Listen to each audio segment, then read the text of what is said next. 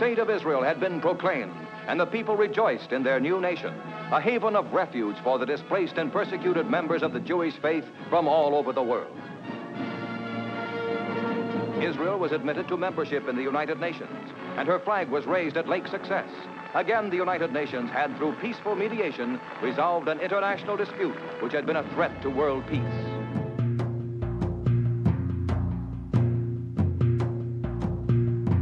Herzl was writing his ideas about Zionism in the late 19th century.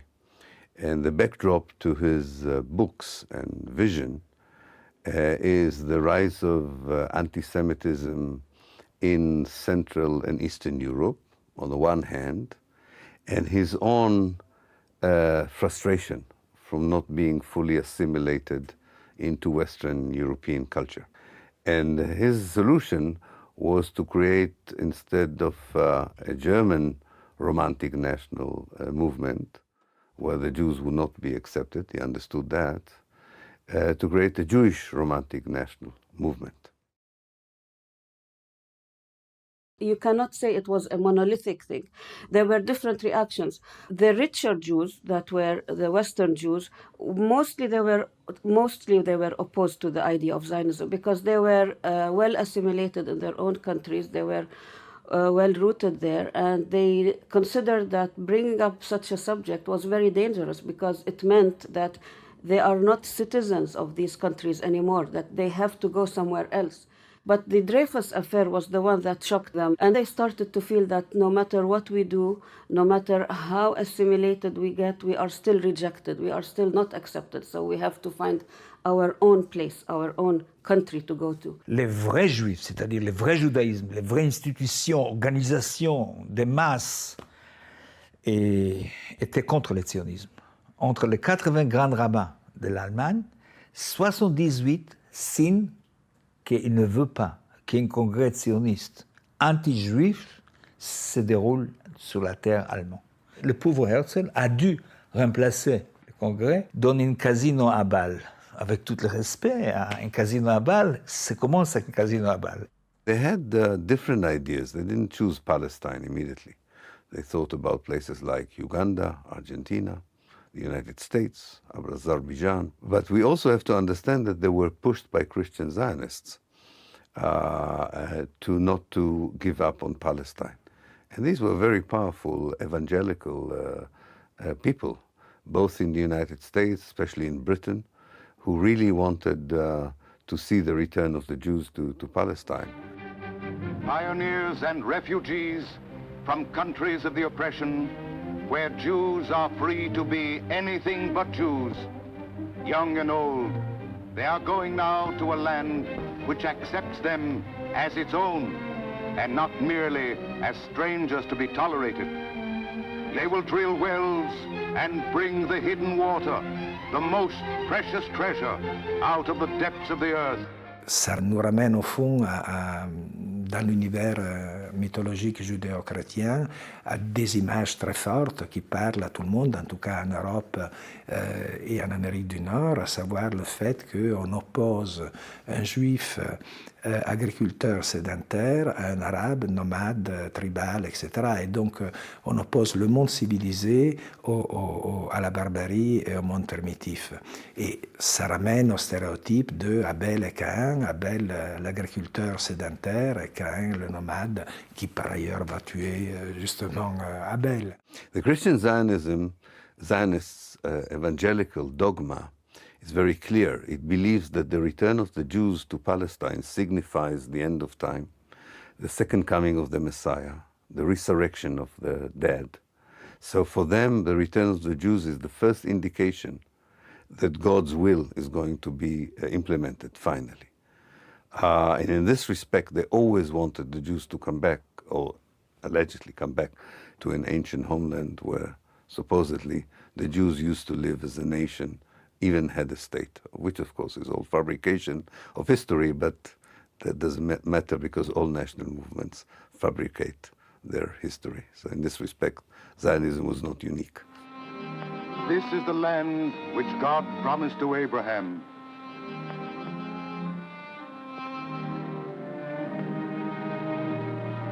Once, while the Jews lived in this land, it was the center of a great civilization.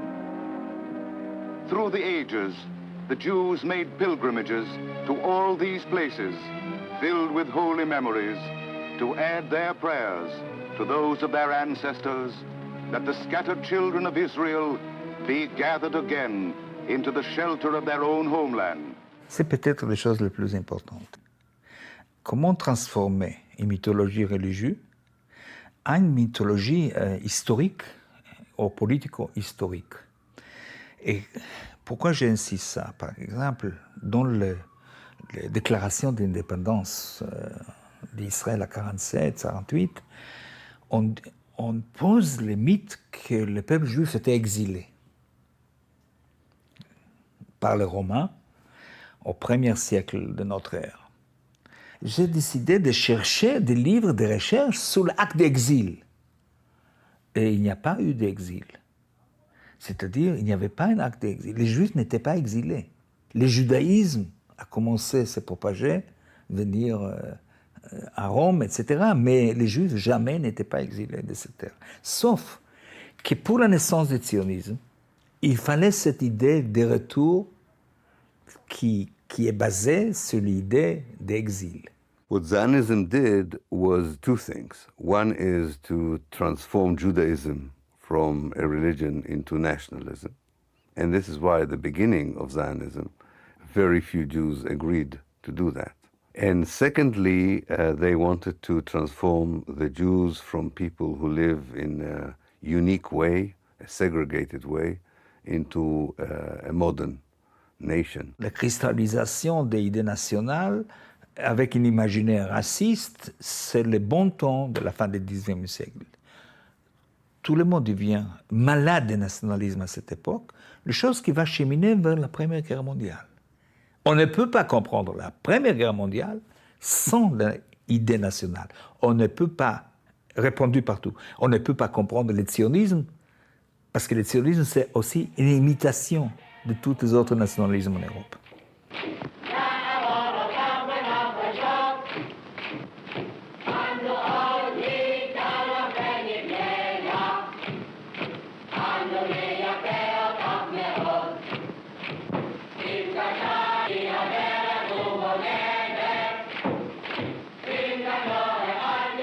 Well, Zionism was going to remain a dream until it gained the support of a great power.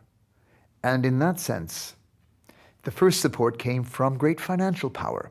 One thinks about the support that the Montefiore's or the Rothschilds gave for the early Aliyot between 1882 and the outbreak of the First World War to sustain a colonization scheme and to encourage the settlement of Jews, mostly from Eastern Europe or from Russia, within the frontiers of what was still an Ottoman territory in Palestine.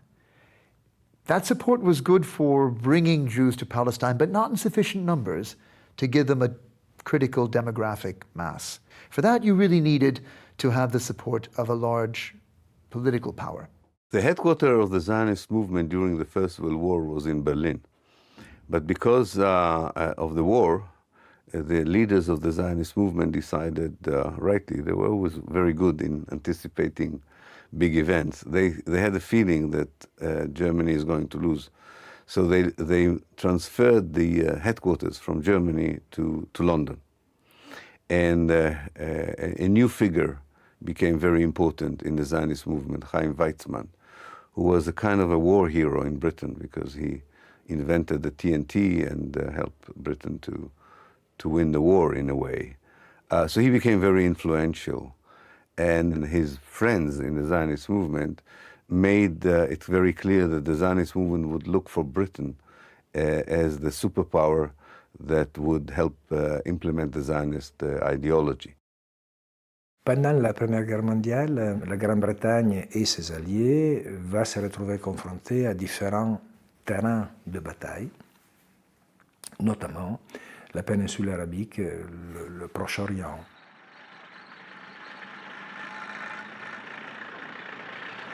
Pour asseoir leurs objectifs impérialistes, les Britanniques ont utilisé diverses stratégies et plusieurs intrigues de palais, en faisant en gros trois promesses contradictoires. Tout d'abord, les accords Hussein-McMahon.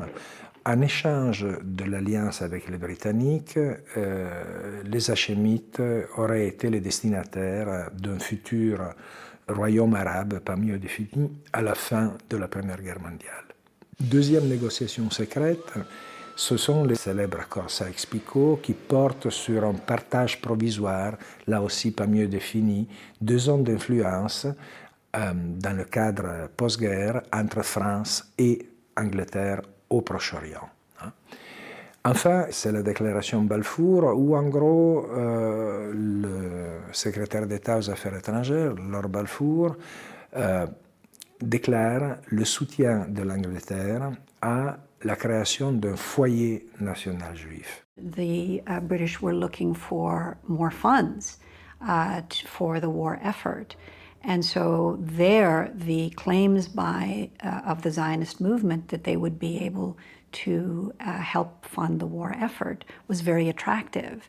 That's the context in which the Balfour Declaration or letter, which is what it is from a legal point of view, was put forward. And it was a letter from Lord Balfour to Lord Rothschild, basically a commitment of the British government to the Zionists to have a Jewish home in Palestine.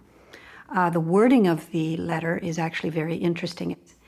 The letter gives Britain's support for a Jewish home in Palestine, not a Jewish homeland.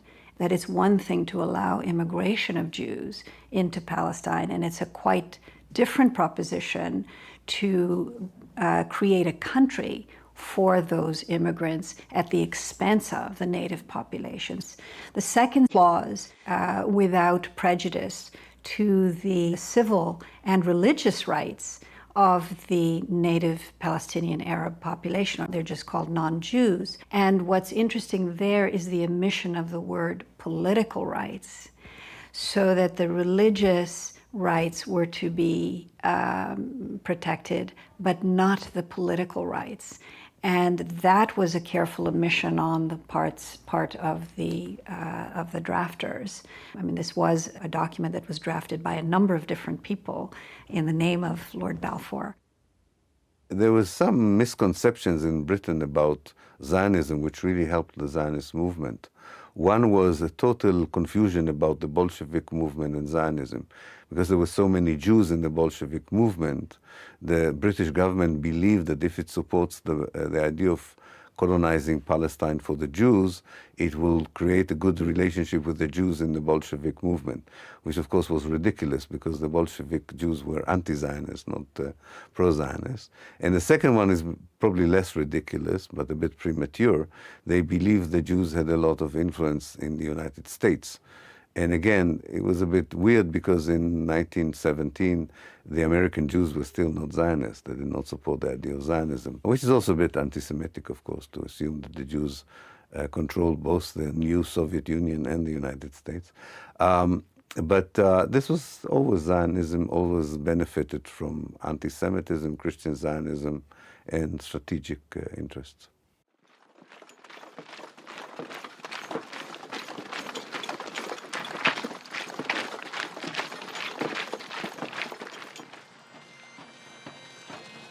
It's not a coincidence that the final British breakthrough on the Ottoman lines in southern Palestine, that it's precisely at that moment that they articulate a new policy towards Palestine, recognizing a Jewish national home. It looks as though Britain was promising Palestine to the Zionist movement. Instead, it was the British taking advantage of the Zionist movement to take Palestine for themselves, make it a low-cost colony for the British, and give the British a kind of chain of command that would link Egypt, Palestine, Iraq, and the Persian Gulf to the Indian Ocean world. Maintenant, les choses importantes, que les autres pays puissances impérialistes ou colonialistes appuient ça pour avoir justement un place, c'est-à-dire changer le Proche-Orient. C'est-à-dire, il faut réfléchir dans l'imaginaire de quelqu'un à 17, que voilà, le Proche-Orient va devenir une terre dans les mains des Occidentaux. Sur le plan juridique, la déclaration n'engage que la Grande-Bretagne. et aucun des autres partenaires de l'Alliance. Et il faudra attendre 1922 pour que la déclaration Balfour soit intégrée en quelque sorte dans la charte du mandat sur la Palestine et devienne un texte de droit international.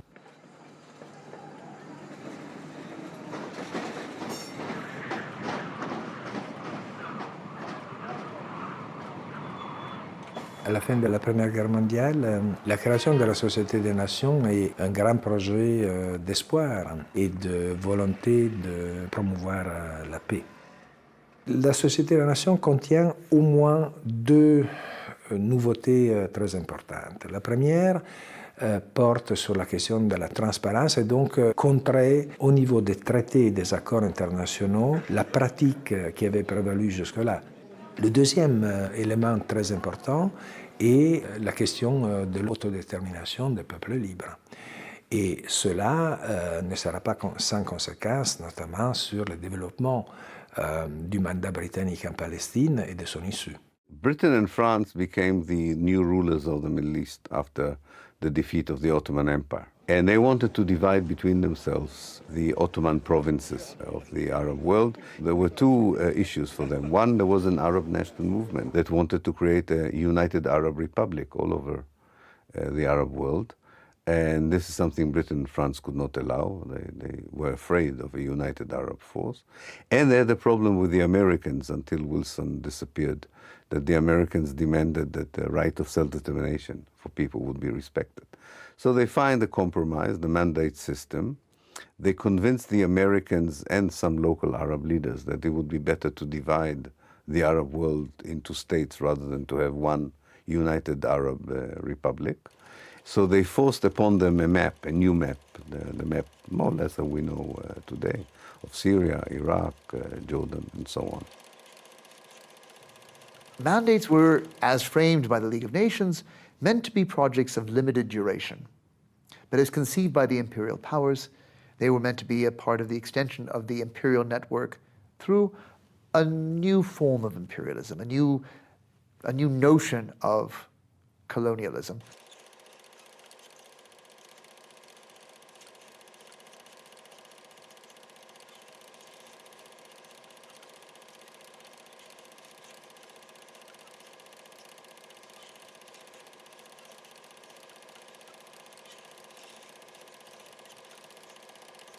The mandate idea was a European power would help the local country to become independent within 25 years. And after 25 years, there will be democratic elections, and the people would decide what kind of a state they want. Now, if you take the Balfour Declaration out of the charter, it means that the people of Palestine, after 25 years, had the right to decide what kind of a Palestine they would have. The Jews in 1917 were 10% of the population, so it's very clear what a democratic choice of the people of Palestine would be.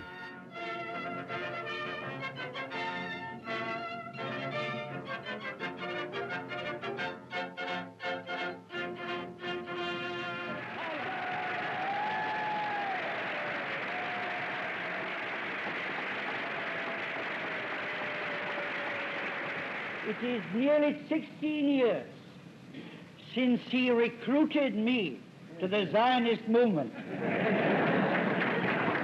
Chaim Weizmann was very instrumental in convincing Louis George at that time to have Samuel, who was a committed Zionist, to be the first High Commissioner. The importance of choosing somebody like Samuel in those circumstances is that it was up to him to make the Balfour Declaration mean whatever it was going to mean. Everything he did on the ground, like the immigration laws and the land transfer laws and the settling, would transform this country into a Jewish state in the end. Il faut comprendre une chose avec ce processus sioniste. Entre 1880 jusqu'en 1923-24, il y a 2,5 millions de Juifs, des peuples yiddish surtout, qui font leur émigration vers l'Ouest.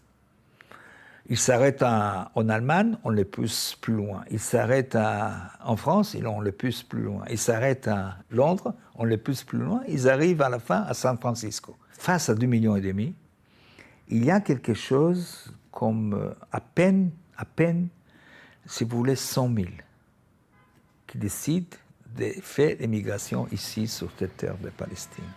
C'est-à-dire la présence sioniste chez les Juifs est très faible.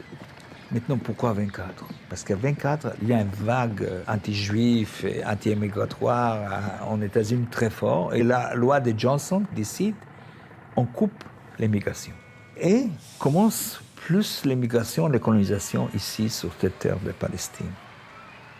Alors tout va se transformer à partir de 1933 à cause de l'avènement d'Hitler au pouvoir qui enclenche cette fois-ci une immigration relativement massive, il s'agit de 40-50 000 personnes par an, vers la Palestine. Et là, vous avez un sentiment que les rapports des populations, les rapports numériques des populations, sont en train de se modifier radicalement en faveur du mouvement sioniste. And the Palestinians began a series of an anti-colonialist struggle against both Britain and the Zionist movement. The first wave of struggle was 1919, already 2 years after the Balfour Declaration, then 1920, 21, 29, of course, was the more major attempt to struggle against this idea that Palestinians have no say in the future. And 29, at least the 1929 events convinced the British that they have to start consulting the Palestinians. And when they start to consult the Palestinians and the Zionists at the same time, they have no way out of it. And I think that already in 1929 it was very clear Britain cannot solve the problem that it had created. The main case of the Arabs is against the British government's policy in Palestine. A policy which, if continued, will surely have as a result the replacement of the Arabs by the Jews. This policy is not only contrary to the pledge given by His Britannic Majesty's government to the late King Hussein in the year 1915 for the establishment of a completely independent state, but is also not in accordance with the fourth point of President Wilson's 14 points calling for the self-determination of all people.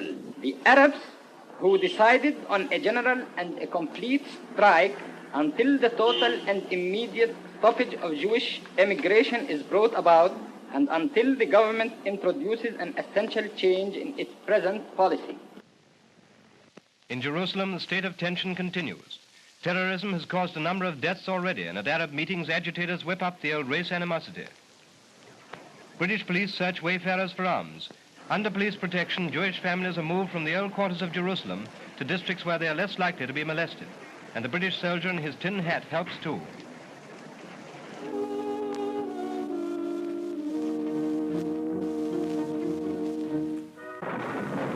En Palestine, la situation demeure extrêmement tendue. De graves désordres se produisent en de nombreux points du territoire et les attentats terroristes se multiplient.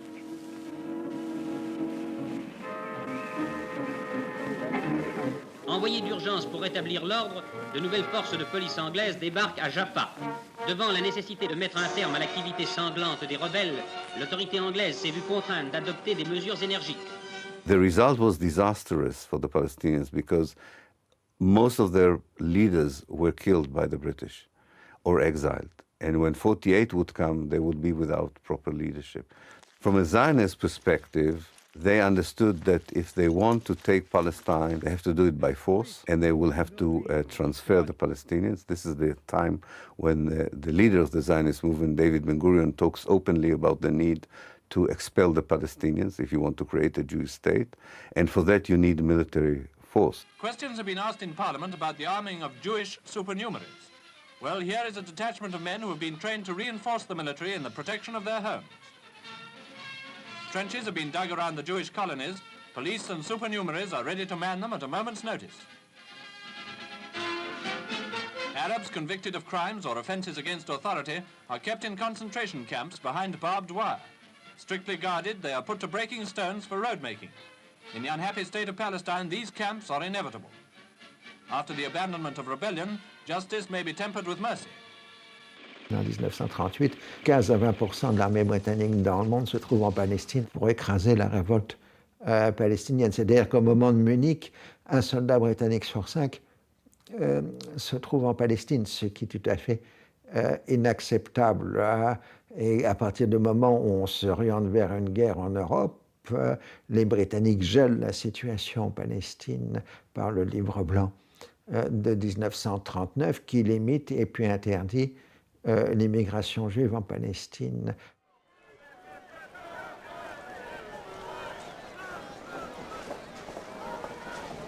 For the Zionist movement, the white paper was an existential threat.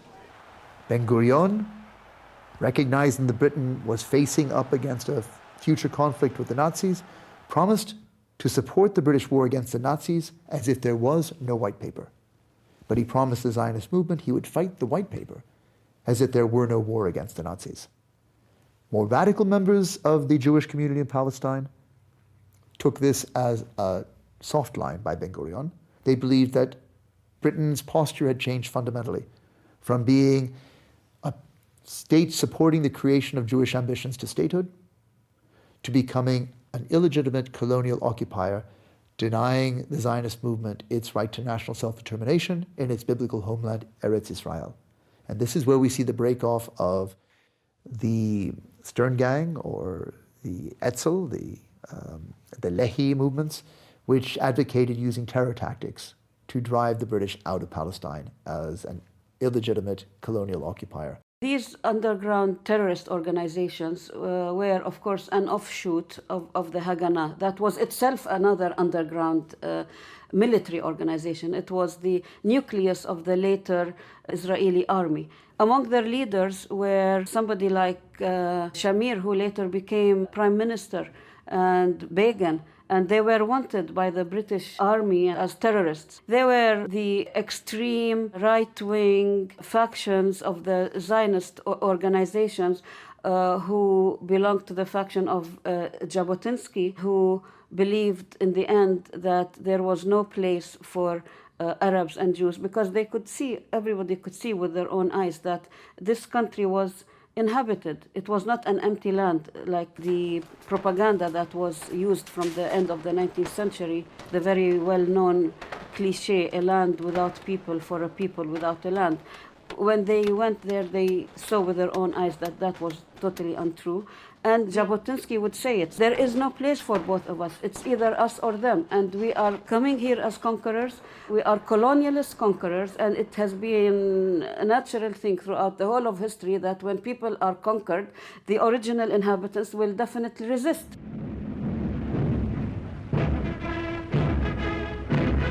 La liberté de la Méditerranée est indispensable à la sécurité des routes maritimes qui relient la Grande-Bretagne à son empire colonial.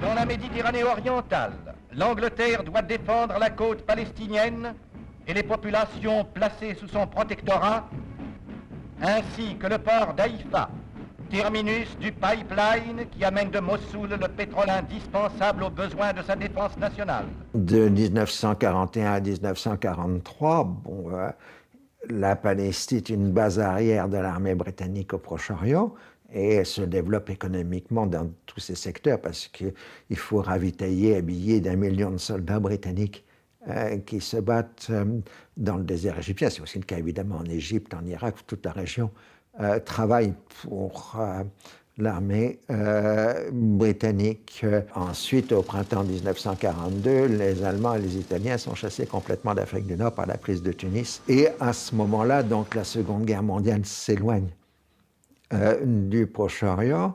Et là encore, vous avez des attitudes distinctes des mouvements sionistes. Le sionisme filial continue de collaborer avec les Britanniques en créant éventuellement une brigade juive qui se battrait du côté de l'armée britannique. Mais la droite sioniste commence en 1944 une campagne d'attentats contre les Britanniques en Palestine. Et on peut dire qu'à la fois le sionisme officiel collabore et participe à l'effort de guerre contre l'Allemagne nazie, mais en revanche, les Argoun bloquent des milliers de soldats britanniques en Palestine qui devraient se battre contre l'Allemagne nazie.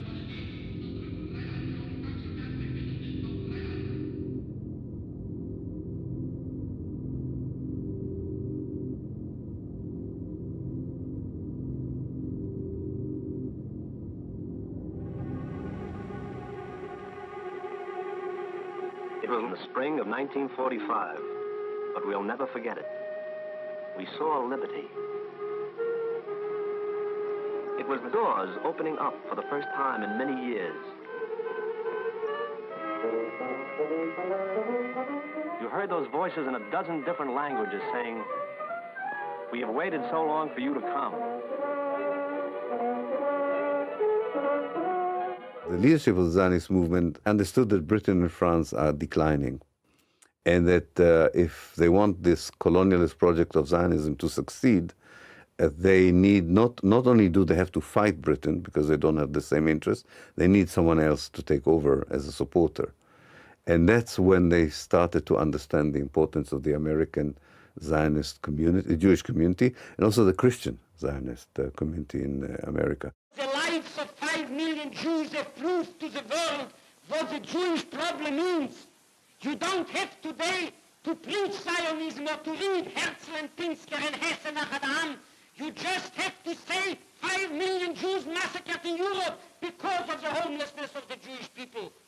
We have certainly the right to demand that the world shouldn't wait for a second lesson of this kind till it will implement the principle which was recognized even formally and internationally to give Palestine to the Jewish people as a real national home.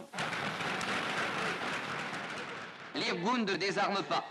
Voici les vues prises 7 minutes après l'attentat qui, au Goldsmith de Jérusalem, coûta la vie à une trentaine de Britanniques. Devant la recrudescence des attentats de toutes sortes, 48 en un mois, les autorités britanniques ont décrété la loi martiale dans les 5 parties les plus populeuses de la Palestine juive. Mr. Ben Gurion's house in Tel Aviv was the scene of the recent meeting of the Jewish Agency Executive. Among the leaders of official Zionism, Dr. Moshe Sneh, formerly chief of the Haganah, and Mrs. Golda Meyerson, head of the political bureau. Mr. Ben Gurion, chairman of the executive, leads them into his study for the meeting. Although condemning terrorism, the executive decided not to participate in any government or army campaign against the terrorists. These attacks sapped the will of the British to try and continue to impose their authority on a Palestine over which they were increasingly losing control. The coasts were flooded with ships of displaced Jews from Europe, were organized by the Zionist agents to try and bring survivors of the Holocaust to Palestine to raise their numbers.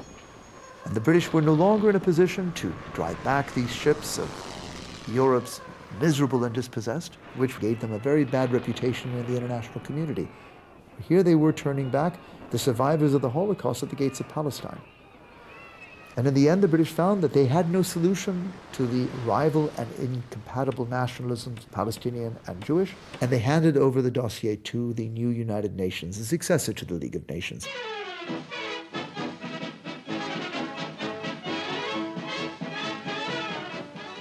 The League of Nations comes to an end. Formed after the First World War to preserve world peace, it failed to prevent the Second World War. Veteran Paul Boncourt of France and 83-year-old British Lord Cecil, who helped to draft the covenant of the League as the former world organization votes itself out of existence, placing its hope in the United Nations. La toute nouvelle organisation des Nations Unies va s'emparer du problème de la Palestine.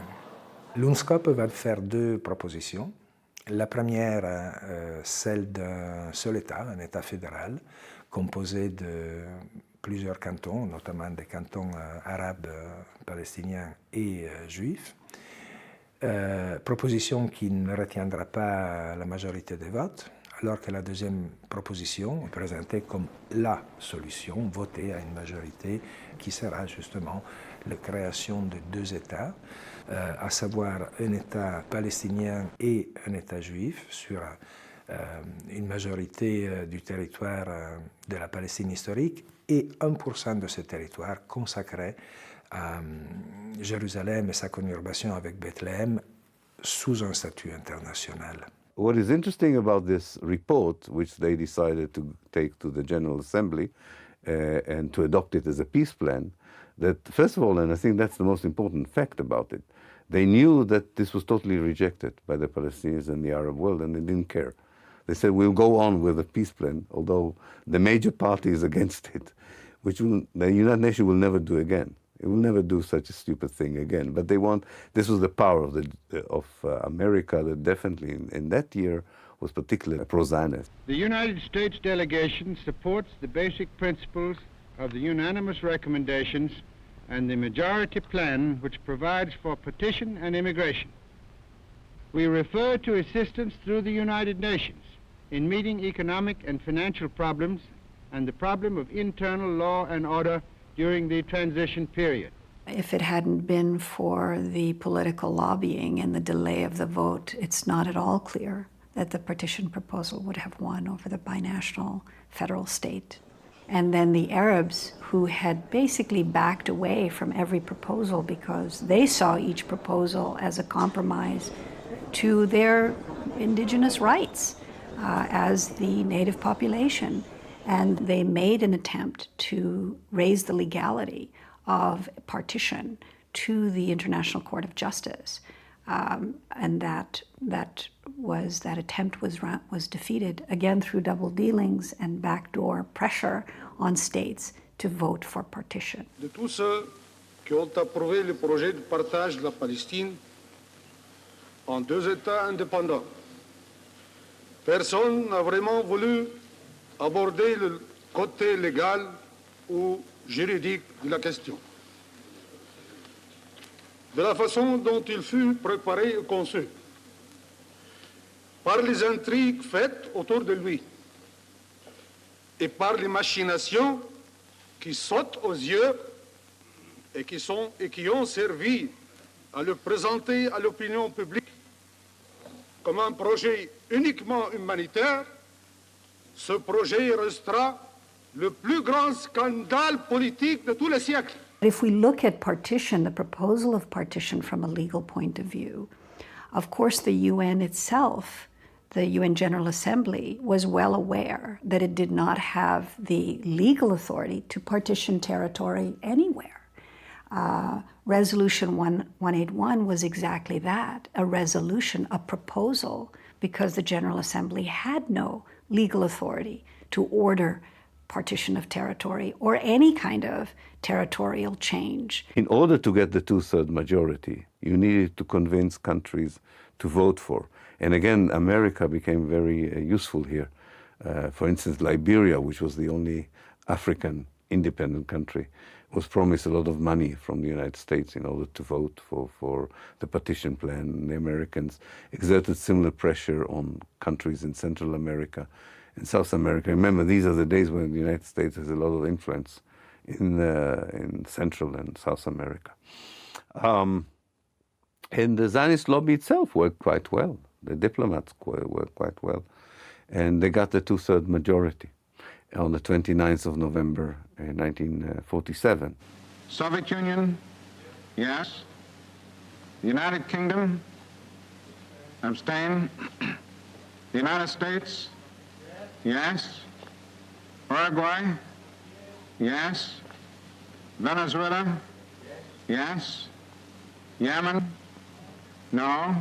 Quand on regarde les votes à l'ONU, le clivage est particulièrement net entre ceux qui sont favorables à l'État juif et qui sont en général des pays de culture chrétienne, et ceux qui le refusent, qui sont des pays non chrétiens, à l'exception de quelques États sud-américains qui sont opposés au plan de partage. The resolution of the DUC Committee for Palestine was adopted by 33 votes, 13 against, 10 abstentions. Je crois que la route vers la décision de 1947 était composée avec certaines mauvaises consciences. Si vous voulez, entre 1945 et 1948, pèse dans les consciences de tous les Occidentaux le double fait que, premièrement, que c'était atroce les souffrances des Juifs durant la Deuxième Guerre mondiale, ça c'est une chose, Et deuxième chose, c'était qu'est-ce qu'on va faire avec tous ces réfugiés de Pologne, de Hongrie, d'ailleurs qui sont en Allemagne, dans les camps. Les États-Unis ne veulent pas les recevoir chez eux. Ni la France, ni la Grande-Bretagne. À Jérusalem, les Israélites donnent libre cours à leur joie légitime. Ils fêtent avec exubérance la décision prise par les Nations Unies de séparer la Palestine en un État juif et un État arabe. Sans satisfaire entièrement les aspirations des chefs sionistes, cette solution constitue cependant pour le peuple juif un succès incontestable. The reaction on the Jewish side to the partition plan was mixed. On the one hand, there was a great joy of the international recognition. On the other hand, there was a sense that this was not a viable Jewish state because according to the map, half of the population in the future Jewish state would be Arab, and so the whole idea of a Jewish democratic state would be defeated. Ben-Gurion says, on the one hand, we don't have to worry because a lot of Jews will come to our state once it's independent, so the demographic balance would change by immigration. And then he said there will be other means we can use, but he doesn't specify how to deal with it. For the Arab world, the partition resolution was their first major failure in international diplomacy since achieving independence. And it would then lead them to the next mistake, or the next failure, which would be in their inability to frame a kind of joint military solution to the conflict that was developing in Palestine. En Palestine, la situation s'est brusquement dramatisée. La population arabe s'est violemment émue de la décision de l'ONU tendant à partager la Palestine entre juifs et arabes. Aussitôt, des troubles ont éclaté et des incendies ont ravagé les quartiers juifs de Jérusalem. À Jérusalem, la tension judéo-arabe s'accentue tous les jours. L'hôtel Sémiramis, quartier général des forces arabes, a été dynamité par les éléments du groupe terroriste juif Haganah. L'insécurité règne. Dans les secteurs dévolus aux juifs, chaque centre s'efforce d'assurer sa propre défense et chaque village, voire chaque ferme, transforme ses habitants, hommes ou femmes, en possibles combattants. Arabes et juifs ont enrôlé la terreur et la haine.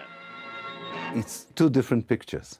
One is a community that has a strong leadership, totally energized and organized towards the right moment, knowing that it may have to fight an Arab army, but also have to kick out the Palestinians. And a Palestinian leadership doesn't know what to do. In fact, in January 48, the Palestinian leadership, I'm not talking now just political leaders, the elite left. 70,000 Palestinians, all of them members of the social, economic, and political elite, left Palestine. They left thinking that they will come back after a few months, you know, but they left. So they left the population without leadership, which made it very easy for the Zionist movement to defeat the Palestinians and kick them out in 48. The Palestinian community had risen in the 1930s against the British mandate and had been repressed with great violence. And many have argued that, in a sense, the ability of the Arab community to mobilize militarily had been broken by 1939. Their bids to try and get arms and support from neighboring Arab countries were met with very little support indeed. The Jewish community, on the other hand, had been building up its experience and its arms, and particularly in the aftermath of the end of the Second World War, where secret imports of arms had given an arsenal to the Jewish community that allowed them to build an armed force of some substance. The definition of legal and illegal forces becomes daily more obscure. Haganah, the force first legally raised for the defense of Jewish settlements, appears to function hand in glove with Irgun Tzvai Leumi, the outlawed terrorist army. Full-scale training is underway in a score of camps throughout the country. There is no shortage of arms nor ammunition, though under the British mandate, possession of arms calls for the death penalty.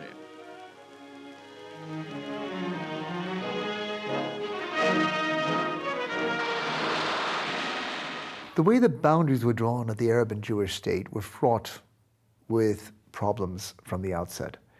The boundaries didn't really reflect homogeneous demographic communities. There were large numbers of Arab living within the territory allocated to the Jewish state. There were some Jewish communities living within territories allocated to the Arab state. In that sense, the only way you could really achieve a kind of partition that had homogeneity would be through the forced depopulation of alien communities from the territory of the new states. And it comes far closer to the modern concept of ethnic cleansing, the idea that through force of arms, you will depopulate those who do not conform to your ethnicity or your community and make them live outside the boundaries of their own home and homeland. Vous avez des myriades d'événements, des situations très différentes selon les régions et selon les moments en Palestine. D'où la difficulté d'énoncer s'il y a eu politique coordonnée d'expulsion. Mais si on peut discuter les conditions de l'expulsion, il est indiscutable que dès le départ, les conditions du retour ont été interdites. C'est-à-dire que la politique, coordonnée, volontaire, décidée par le gouvernement israélien de l'époque, a été de détruire les villages à la dynamite, de brûler les récoltes et de tirer à vue sur toute personne cherchant à revenir. Out of the 650 villages that were in what became Israel, only 150 villages remained. So about 500 were expelled. It's all there in Plan D, which shows you it was systematic, it was intentional. It was also a bit chaotic, like in every ethnic cleansing. It creates an atmosphere. It's not just always explicit orders. The soldiers on the ground know what they have to do. And the British explain to them what they will do. They will try and convince the population to leave without fight. And the Zionist movement says, fine, if they leave without fight, that's okay as well, as long as they leave. And so the British play a horrible role in helping the Zionist movement to empty the Palestinian towns from its native population. Great Britain's battle-scarred mandate in Palestine ended on May 15, 1948. Here, evacuating British troops salute Sir Alan Cunningham, the last foreign governor Israel was to see. At Lida Airport, General Cunningham bids goodbye to an assignment often fraught with bloody combat. And homebound British troops are glad to pull out of what they called a sticky situation. Two things happened. One, every British officer decided according to his own agenda who to give the authority. Most of them were pro-Zionists, some of them were pro-Arabs. We're trying to give it also to Arabs, but the vast majority gave it to the Jews. But even the pro-Arabs found out that there's no one to give it to. There was not an established political structure as was on the Zionist side.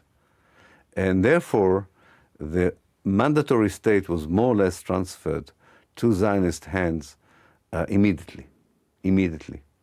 All the important centers of the state, customs, police, telephone, airports,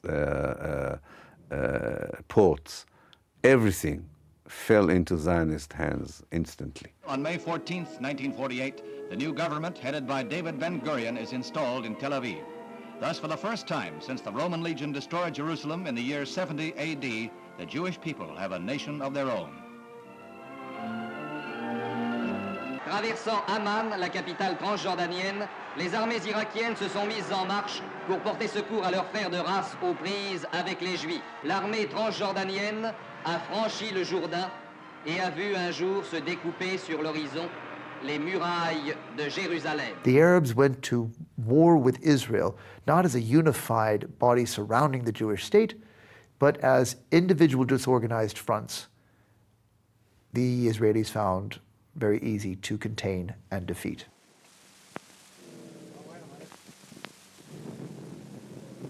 I have come back to the United States with a message to the United States Jews and to all Americans who are interested in peace, and more specifically in peace in the Holy Land. We are convinced that if, for instance, the United States were to lift the embargo and the Jews got all the arms that are necessary for them, this war will end very quickly. The army that could have really tipped the balance against the Jewish state was the Jordanian army, because it was the only Arab army that had military experience in the Second World War. It was run by British officers, so they had, and it was quite well equipped in a way. But the Jordanians had a secret agreement with the Jewish leadership that in return for not interfering properly in Palestine, they would be allowed to annex parts of Palestine to Jordan. En Palestine, les combats ont repris entre troupes arabes et juives. Malgré l'intervention de l'aviation égyptienne, les forces israéliennes ont réussi à occuper les principaux points d'appui du désert de Negev dans le sud de la Palestine, et notamment celui de Beersheba, sur la route d'Égypte et de Jérusalem. Une nouvelle fois, les spectacles pitoyables de la guerre se retrouvent sur cette terre qui fut pourtant le centre de la grande espérance des hommes. Et le monde cherche en vain une solution raisonnable aux problèmes palestiniens.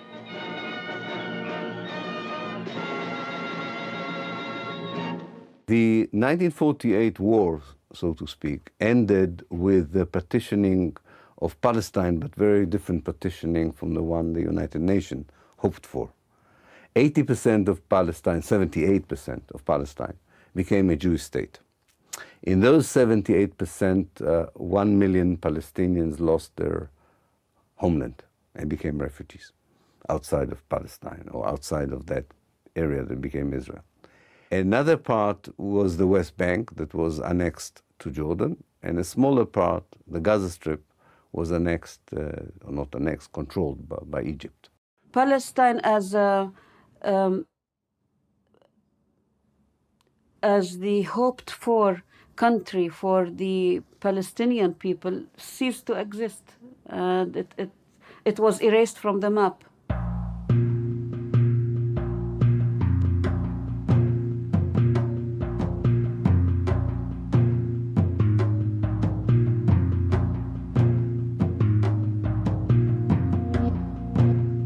C'est à travers l'écriture de l'histoire de cette guerre et de ses conséquences, mais aussi des mémoires que l'histoire officielle a souvent écartées, qu'il faudra trouver un terrain d'entente. Une partie de la résolution du conflit passe par la négociation de ce rapport au passé, de cette histoire et de ces mémoires, un savant dosage qui doit faire la part entre ce qu'il faut rappeler et ce qu'il faut oublier.